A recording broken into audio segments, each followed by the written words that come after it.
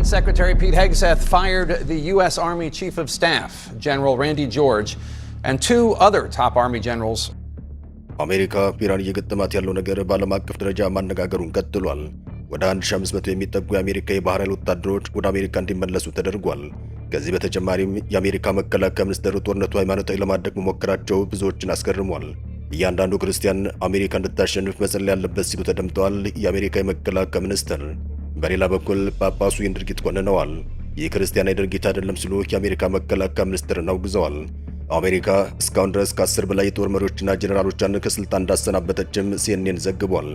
ሲኤንኤን በዘገባው በቅርቡ እንኳን 3 ቁልፍ ጀነራሎችን የትራምፕ አስተዳደር እንደቀየረም ለማወቅ ተችሏል ሲል ዘግቧል። Hegseth has carried out inside the Pentagon since he took office. Hegseth has fired more than a dozen senior military officers over the last year. In fact, he's almost completely remade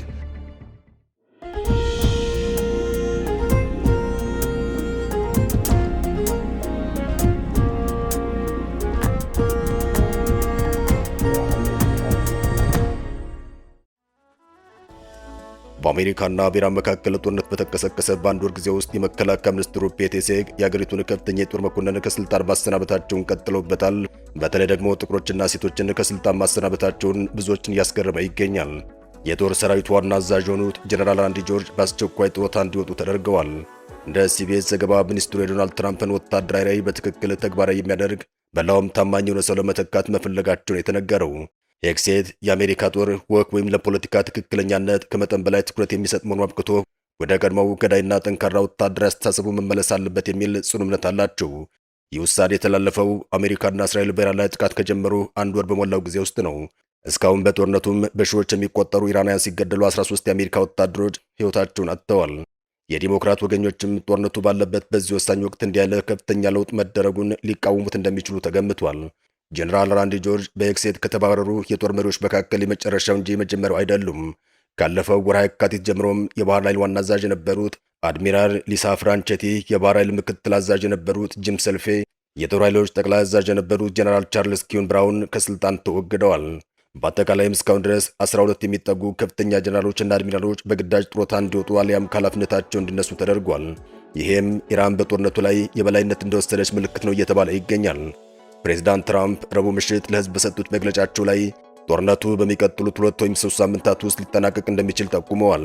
ስራውን እንጨርሰዋለን፣ በከፍተኛ ፍጥነት ነው የምንጨርሰው፣ እጅግ በጣም ጠንካራ ምት እንመታቸዋለን ሲሉ ተደምጠዋል። በሚቀጥሉት 2 እና 3 ሳምንታት ውስጥ ወደ ድንጋይ ዘመን ማለትም ስቶን ኤጅ እንመልሳቸዋለን ሲሉም መዛታቸው ይታወሳል። በሌላ በኩል የትራምፕ አስተዳደርን የሚተቹ አካላት የትራምፕ አስተዳደር ለጦርነት ገንዘብ አለው፣ ለሰብአዊ እርዳታ ግን ገንዘብ የለውም እየተባለም እየተወቀሰ ይገኛል። When it comes to war, there's always money. There's always money for weapons. There's always money for military contractors. ኢራን መሰረተ ልማቶቿ እየተመቱባት ነው። On Friday, a US-Israeli strike hit the university in Tehran, badly damaging those facilities. ይህ ለምን ሆነ የብዙዎች ጥያቄ ሲሆን የእስራኤልና አሜሪካ እቅድ በኢራን ውስጥ የተማረ ኃይል እንዳይኖር ማድረግ ይመስላል። በርካታ ዩኒቨርሲቲዎችንም እየመቱ ይገኛል። Humanity will never forget that the US, with all its claims of upholding human rights, has now targeted knowledge. የኢራን ዩኒቨርሲቲዎችና ሳይንሳዊ ምርምር ማዕከሎችም የአሜሪካና የእስራኤል ጦር ተደጋጋሚ ጥቃት አስተናግደዋል። የኢራን ሳይንስ ሚኒስትር ቢያንስ 30 የአገሪቱ ዩኒቨርሲቲ ጦርነቱ ከተጀመረበት ዕለት ጀምሮ በተፈጸመባቸው ጥቃት መውደማቸውን አስታውቋል። ኢራን የጥቃቱን ኢላማ የአገሪቱን ሳይንስና ባህላዊ መሰረቶች ማጥፋት ነው ስትል ኮንናለች። በጦርነቱ በተደጋጋሚ ጥቃት ከደረሰባቸው ዩኒቨርሲቲዎች መካከል ከምህንድስና ጋር ተያያዥነት ያላቸው ተቋማት ይገኙበታል። ለኢራን ኢንዱስትሪና የመከላከያ ዘርፍ ከፍተኛ አስተዋጽኦ የሚያደርጉት እነዚህ ተቋማት የአሜሪካና የእስራኤል ጥቃት ተደጋጋሚ ኢላማ ሆነዋል። The Red Crescent says more than 760 schools have been hit. Over the past weeks, the scope of those ሆኖም ግን ኢራን አሁንም እጅ አልሰጠችም። የአሜሪካ ጦር ከባህሬን እየለቀቀ ወጥቷል። ከዚህ በተጨማሪ ግን ሳውዲ አረቢያም ለኢራን እጇን ሰጥታለች። አሜሪካ በሳውዲ አረቢያ ምድር ላይ ሆና ኢራን እንዳትመታ ማስጠንቀቂያ ሰጥታለች ነው የተባለው። አሜሪካ ባህሬን የሚገኙ የባህር ኃይል አባላቷን ወደ ሀገራቸው እንዲመለሱ መወሰኗም ተሰምቷል። በባህሬን የሚገኘው ፊቭስ ፍሌት የተሰኘ የአሜሪካ የጦር ሰፈር በኢራን ሚሳኤሎችና ድሮኖች በተደጋጋሚ መጠቃቱን ተከትሎም በመቶዎች የሚቆጠሩ የአሜሪካ የባህር ኃይል አባላት ወደ ሀገራቸው እንዲዛወሩ መወሰኑን ኤንፒአርን ዋቢ ማድረግም ታይምስ ኦፍ ኢንዲያን አውርቷል። የጦር ሰራዊቱ አባላትም ከባህሬን በተጨማሪ ከሌሎች በቀጠና የሚገኙ የአሜሪካ ጦር ሰፈሮችም እንዲለቁ መደረጉን፣ ነገር ግን ዝርዝር ሁኔታው ለመገለጹን ኤንፒአር አክሎ መናገሩንም ዘገባው ጠቅሷል። ባህሬን ላይ በሚገኘው የአሜሪካ የባህር ኃይል ካምፕ ላይ ሰፍሮ የነበረው የአሜሪካ የጦር ዋነኛ ኃላፊነቱም በቀጠናው የባህር ትራንዚትና ቁልፍ የመርከቦች መተላለፊያ መንገድ ደህንነት ማስጠበቅ እንደሆነም ወይንም እንደነበር ዘገባው አስታውሷል። የቀጠናው ዋነኛ የመርከቦች መተላለፊያ በኢራን ቁጥጥር ስር በወደቀበት በዚህ ወቅትም አሜሪካ በባህሬን የሚገኙ ወደ 1500 የሚጠጉ የባህር ኃይል አባላትን ከነመላው ቤተሰቦቻቸውና ከቤት እንስሳዎቻቸው ጋር ወደ አሜሪካ እንዲዛወሩ መደረጉን የሆርሙዝ ሰርጥን በኃይል ለማስከፈት ያደረገችው ጥረት ውጤት አልባ መሆናቸውን አመላካች ተደርጎም ተወስዷል። በሌላ በኩል የባህር ኃይል አባላትን ማዛወር እርምጃው ኢራን የምትፈጽመውን ያልተቋረጠ ጥቃት ከፍተኛ የሰው ኃይል ኪሳራ እንዳይደርስባት በመስጋት የተወሰነ ነው እየተባለ ይገኛል። በመካከለኛው ምስራቅ ከሚገኙ የአሜሪካ ጦር ሰፈሮች ወደ ሀገራቸው የተዛወሩ የጦር ሰራዊት አባላት ዳግም ወደ ጦር ሰፈሮች ይመለሳሉ ወይ ለሚለው ጥያቄም ባለስልጣናቱ ግልጽ ምላሽ አለመስጠታቸውን ታይምስ ኦፍ ኢንዲያን አውርቷል።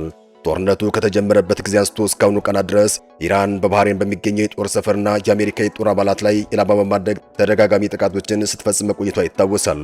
ሳውዲ አረቢያም ግዛቷን የአየር ክልሏን በማንኛውም ሁኔታ አሜሪካ በኢራን ላይ ለምትሰነዝረው ወታደራዊ ጥቃት መገልገያ እንዲሆን እንደማትፈቅድ አስታውቃለች። የሳውዲው አልጋ ወራሽ መሐመድ ቢን ሳልማን ለኢራኑ ፕሬዝዳንት መስዑድ ፐዘሽኪያን በስልክ እንደገለጹት ሳውዲ አረቢያ ለቀጠናው ሰላምና መረጋጋት ስትል ለማንኛውም ወታደራዊ እርምጃ መነሻ አትሆንም ሲሉ ተደምጠዋል። ሳውዲ አረቢያና የተባበሩት አረብ ኤሚሬትስ በተመሳሳይ ሁኔታ የአየር ክልላቸውን የምድር ግዛታቸውን ወይም የባህር ክልላቸውን አሜሪካ በኢራን ላይ ለምታደርገው ጥቃት ላለመፍቀድ መወሰናቸውም ተዘግቧል። ይህ ውሳኔ በአካባቢው ግዙፍ ጦር ሰፈርና የሰው ኃይል ያላት አሜሪካ በኢራን ላይ ልትወስድ ያሰበችውን ወታደራዊ አማራጭ ይበልጥ ውስብስብ ያደርገዋል። ሳውዲ አረቢያ ይህን ውሳኔ ያሳለፈችው ከኢራን ጋር የጀመረችውን ዲፕሎማሲያዊ ግንኙነት ለማጠናከር ብለውም ሀገሪቱ ወደማይፈለግ ቀጠናዊ ጦርነት ውስጥ እንዳትገባ ለመከላከል እንደሆነም ተመላክቷል። ይህ ሳውዲ አረቢያ አቋም በአሜሪካና በባህረ ሰላጤው ሀገራት መካከል ያለውን የስትራቴጂክ ልዩነት በግልጽ ያሳየ ክስተት ሆኖም ተመዝግቧል። በሌላ በኩል ግን ዶናልድ ትራምፕ ጦርነቱን ወደ ሃይማኖታዊ ለማዞር ጥረት ማድረጋቸው የኢራን ጦርነት እየከበደ ለመምጣቱ ማሳያ ነው እየተባለ ይገኛል። በመካከለኛው ምስራቅ እየተካሄደ ያለው ጦርነትን ተከትሎ በአሜሪካ መከላከያ ሚኒስትር ፔት ሄግሴት ብለውም በርዕሰ ሊቃነ ጳጳስ ሊዮን 14ኛ መካከል ከፍተኛ የሀሳብ ልዩነት ተፈጥሯል። የአሜሪካ አስተዳደር ጦርነቱን ከክርስትና እምነት ጋር እያቆራኘ ባለበት በዚህ ወቅት ቫቲካን ድርጊቱን ከክርስትና አስተምሮ ውጭ ነው ስትል አውግዛለች። የአሜሪካዊ መከላከያ ሚኒስትር አሜሪካን በኢየሱስ ክርስቶስ ስም በመካከለኛው ምስራቅ ወታደራዊ ድል እንዲያገኙ በየቀኑ ተንበርክከው እንዲጸልዩም ጥሪያቸውን አቅርበዋል። ጦርነቱ እንደ ቅዱስ ተልዕኮ እየተቆጠረ መሆኑን ንግግራቸው ያመላክታል። ርዕሰ ሊቃነ ጳጳስ ሊዮን 14ኛ በሮም በጸሎተ ሐሙስ ሥነ ሥርዓት ላይ ባደረጉት ስብከት ክርስትና በሌሎች ላይ የበላይ ለመሆን የሚፈልጉ አካላት ስም እየጠፋ ነው ሲሉ ተደምጠዋል። ኢየሱስ ክርስቶስን ለጦርነትና ለጥፋት መጠቀም ከፈጣሪ መንገድ እየወጣ ነው ሲሉ አውግዘዋል። እኩዮቻችንን ስናጠፋ አሸናፊ፣ ስንፈራ ደግሞ ታላቅ እንደሆነ እናስባለን።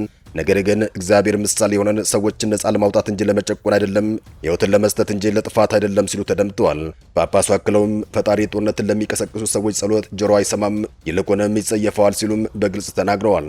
ምንም እንኳን ጳጳሱ ከፕሬዝዳንት ዶናልድ ትራምፕ ጋር በቀጥታ ባይነጋገሩም አርብ ጠዋት ከእስራኤል ፕሬዝዳንት ይስሐቅ ሄርዞግ ጋር በስልክ ተወያይተዋል ነው የተባለው። በውይይታቸውም በመካከለኛው ምስራቅ ፍትሐዊና ዘላቂ ሰላም ለማምጣት የቦምብ ጥቃት ቆሞ ወደ ውይይት መመለስ እንደሚገባ አሳስበዋል።